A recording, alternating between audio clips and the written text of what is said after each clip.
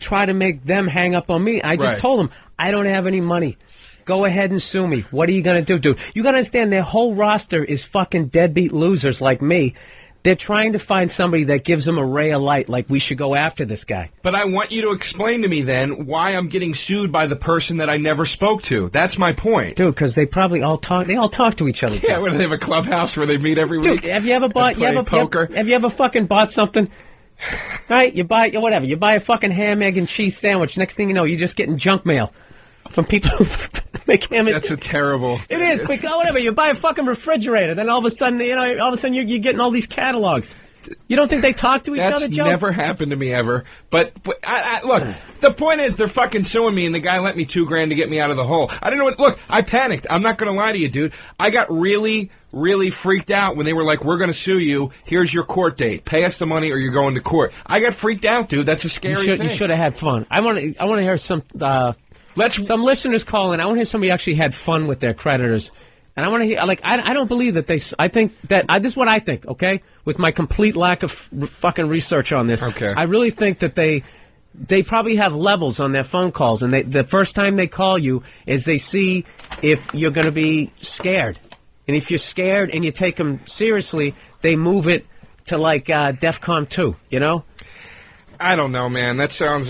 Dude, it's like hitting on chicks in a bar. If they're like, go fuck yourself, you keep moving. But...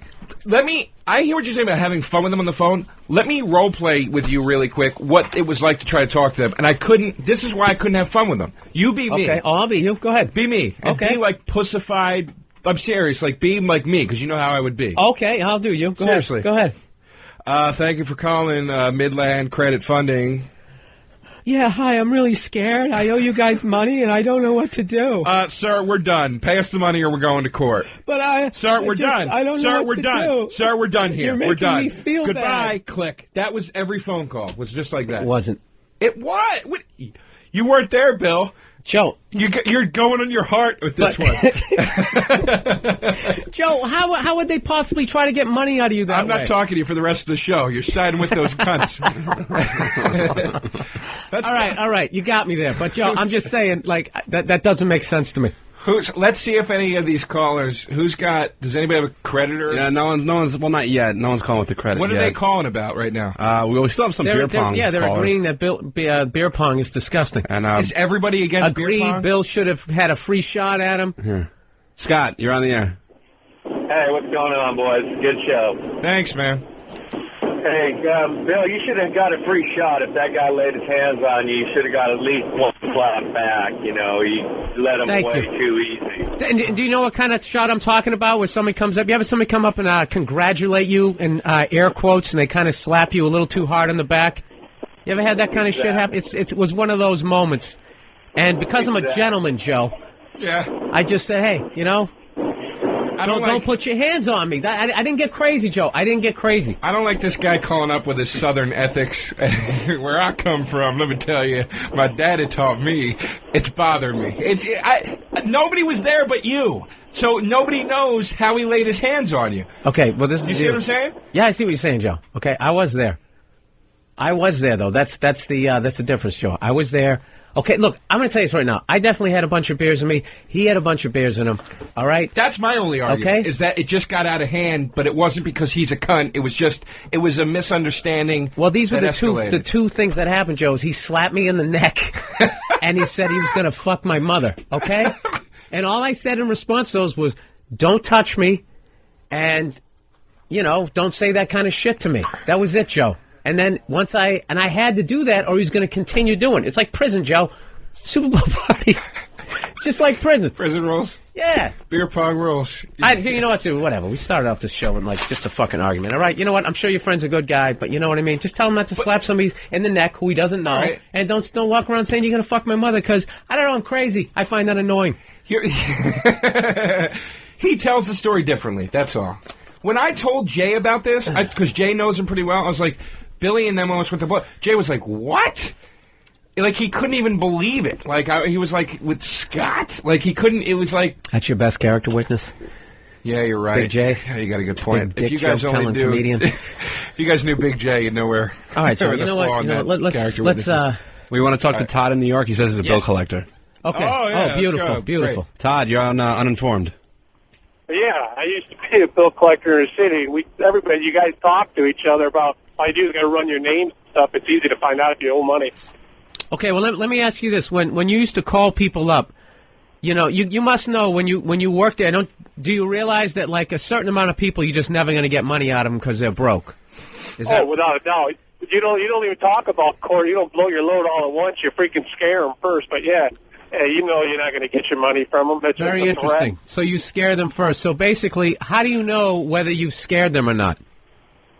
Yeah, because they'll call you back. Do you see, Joe, you dumb fuck? I'm telling you, man. All right, I fucked up. Yes. What do you want from me? That's what I wanted. All right, That's thank you. what I wanted. You got it. You could have had an extra $2,000. I swear. $2 grand, $5 grand. All right, I just spent. Is he still there?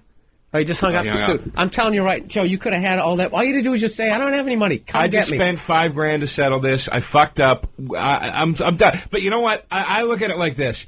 I got out of 10 grand worth of debt for $5 grand. It's not like I didn't do something wrong here. I got credit cards, I spent a lot of money, and I intentionally, 5 years ago, went, I'm not paying these fucking things anymore. So it's not like... Does your credit end up being fucked up or no? My credit is destroyed, dude. Was that the dumbest question I've ever asked? Oh, is your credit fucked up now? How does that work? How comes you wasn't able to get that apartment? All right, so that's not bad, man. So, on Uninformed, we actually just learned something. How about that? I'm telling you, Joe. We finally, so the argument's over. I fucked up. You're right. Okay. I'm giving it to you. Okay, maybe your friend's not a douche. Okay? Thank you. We'll stand an olive Thank branch. you. Maybe we can get along Thank for you. the rest of the show, because it's been a very cunty show up until this I'll point. tell you what, if I wasn't sitting so far away, I'd slap you in the neck right now. I'm sure you would. You talk about fucking my mother, and then I confront you, and then you'd say I was crazy. I meant that I was going to say in a nice way, and Jesus, look how quick you pop. I was just calling back the joke. Not only do I not like people slapping me in the neck, Joe, I don't like people talking about it. Because I'm fucking crazy. I got one. I got one for you, Joe. You know what? Can I slap you in the neck the way he slapped me? And I swear to God, I will do it. He slapped me the way he slapped you. No, he didn't. I role played this at the party. Shit Let me face. see it. I don't want to do it again. Go. Let me see it. He went like this. He goes, dude, I go like this, like that, and I was like, yeah. That's what he did. That's what he did. Nobody can he see did what I'm doing right now. No, but they heard it. That little Ricky Ricardo thing. And then I just went crazy because I'm out of my mind, right?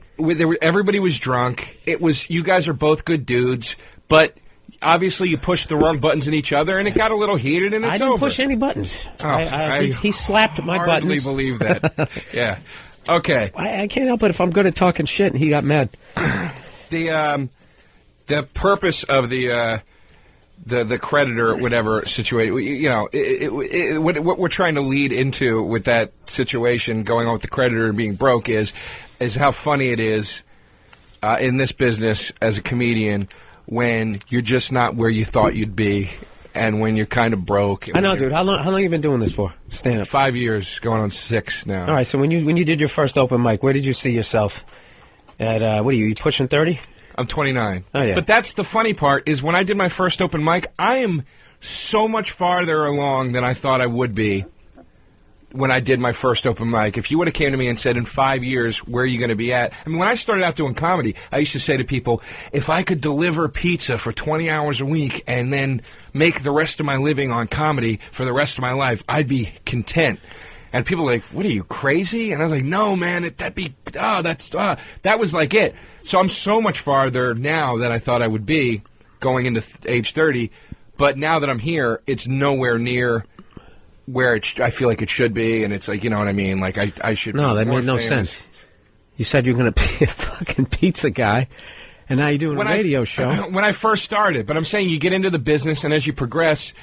Dude, let me and tell you you start my to thing. get things, then it's never enough. I started this shit when I was 23. I'm 38 now. I thought I was going to be famous by the time I was 30. Yeah, that's about right. About 7 years. Do a couple of specials. That's it. I'll fucking blow up. I remember I met this dumb fucking cunt at the Comedy Cellar one night. She was like a new comic, and she's like one of these hot chicks that comes around and thinks comedy is going to be a shortcut. What made her a dumb fucking cunt? That you hit on her? I'm going to tell you right now. Respond? That was one thing. Number 2. That's the number one thing that'll put you into the First of all, dumb fucking cunt. She didn't column. blow me. Second of all, no, this is the thing. This is why she's a dumb cunt, honestly. She's one of these chicks that thought comedy was going to be her shortcut into, like, a sitcom in 2 years or something like that.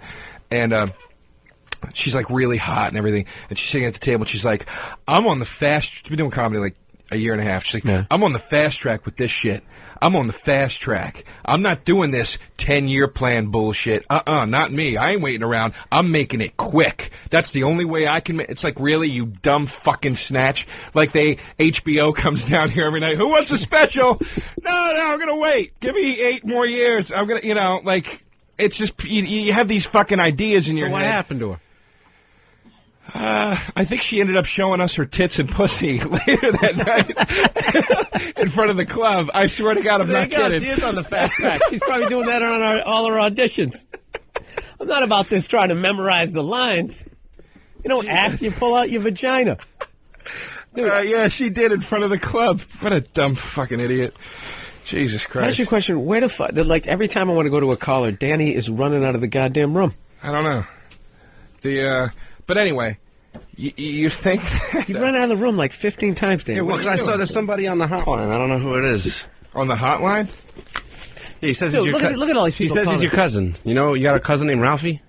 No, I don't. Jeez, that's the worst fake name ever. Oh, bye, Ralphie. My name's Ralphie. See you. Told creditor he was going to pimp his mother. Go to that one. All right. Chris in Arizona. Hey, guys. How you doing? Hey, man. Huh? I was going to ask you, what did you say to the creditor? Oh, yeah. Well, this was like $1,000, and this was before I knew not to call the fucking guys back. But the guy was busting my balls. We went back and forth for a half an hour. I'll make a payment, $100 a month. He's like, no, it's no good. So finally, I got so pissed off, I said to the dude, I'm like, you know what, motherfucker? How about I get your mother, give me your phone number, I'll pimp her out, and whatever money I make off of her stupid cunt, I'll pay you. There you go. So, sir, that's a violation, blah, blah, blah. Orally. It's a violation of a twat. All right, thanks for calling. See, dude, I'm telling you, if anybody out there... I know. I know, Joe, it's too late for you, but there's other people in the world, you myopic fuck. What I'm trying to say here is if you're listening to the show, and if you're in debt, and these people start calling you, just ignore them.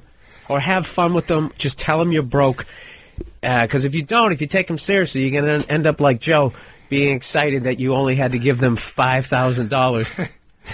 Keith Robinson goes, you know what your problem is, young fella? You're no good at being dirty. He goes, you're a good kid. And that's what you got to do, Joe. Exactly. I just have no practice with it. I have no practice being a bad guy. You know what it is, Joe? You're a believer. Yeah. You believe. You believe in the system. You believe your friend. I am. You believe the creditors. It would have been nice if we remembered to email Danny that music cue for You're a Believer that we talked about. That would have been funny. Oh, the monkeys? Yeah. That would have added some depth. But, dude, whatever, man. It's... look, the fact how are that you going to get out of that now? So I figured it out. Look, my friend gave me a loan, and I had the extra cash, and it actually wasn't too bad of a blow, and I actually felt a weird sense of achievement that I was able to throw these guys $5,000 and not be flat broke and still be, like, okay. And I was like, you know what? I'm doing better than I had ever been in this business. Here's another one. There was a time when $5,000 bring up this guy here. He's got. This guy, they have names. Oh, I'm sorry. Lady Trucker. Lady Trucker, you're on. You got a creditor story? Oh, yeah. I had a guy call me up with an accent like he was from India.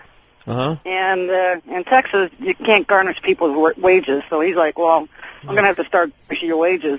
He pissed me off, so I was like, shut the fuck up, Stan nigger. I live in Texas. You cannot fucking garnish my wages.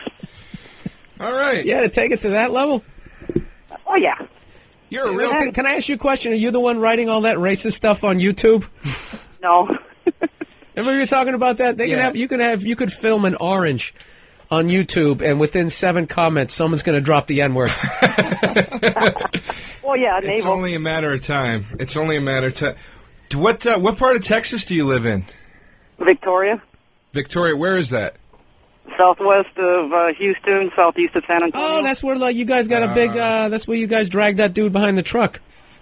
No, that's where they almost met.